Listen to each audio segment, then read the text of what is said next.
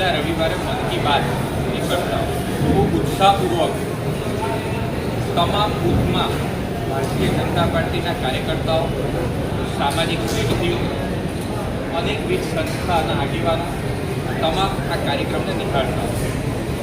આજે કર્ણાવતી મહાનગરની અંદર GSC bank ખાતે મન કી બાત યુવાઓ કે સાથ કાર્યક્રમનું આયોજન પ્રદેશ મહામંત્રી અને કર્ણાવતી મહાનગરના પ્રભારી શ્રી અજયભાઈ બ્રહ્મભટ્ટની વિશેષ ઉપસ્થિતિમાં યુવા મોરચા દ્વારા કરવામાં આવ્યું હતું.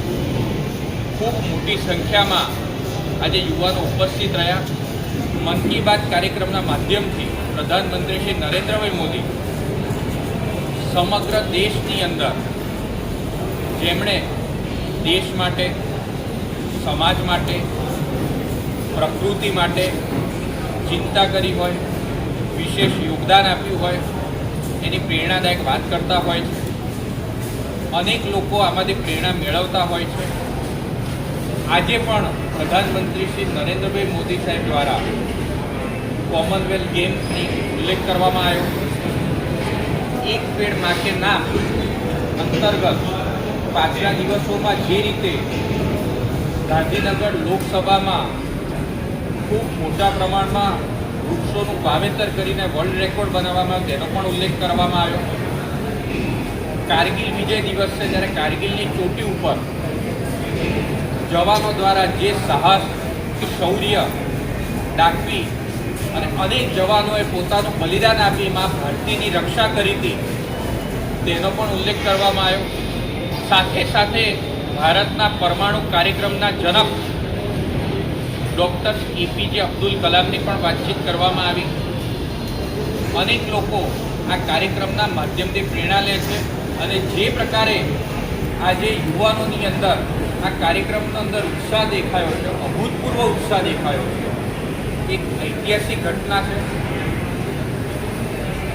આજે ઉપર આપ સૌએ પણ નિહાળ્યું હશે કે હોલ નાનો પડી ગયો અને યુવાનોએ જે ખુરશીઓની બાજુમાં જે જગ્યા હતી ચાલવાના ગેરવે એમાં પણ બેસવાની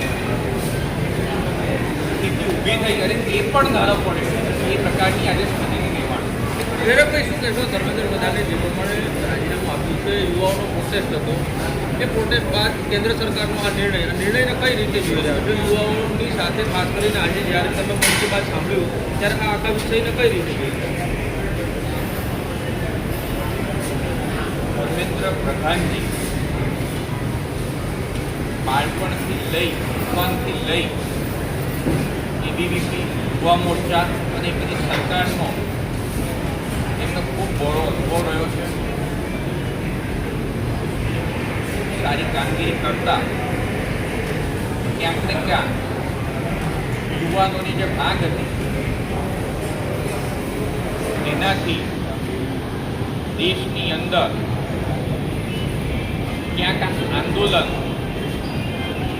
કોઈ અરાજક તત્વ ના આવે અને આંદોલનમાં કોઈ ગેરમાર્ગે ન દોરે એટલા માટે પોતે સ્વેચ્છાએ રાજીનામું આપ્યું છે.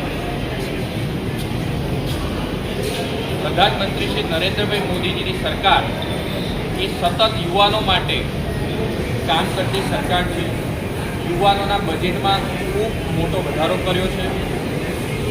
યુવાન રમતવીરો માટે ટીઓપી ટાર્ગેટેડ શરૂ કરી છે.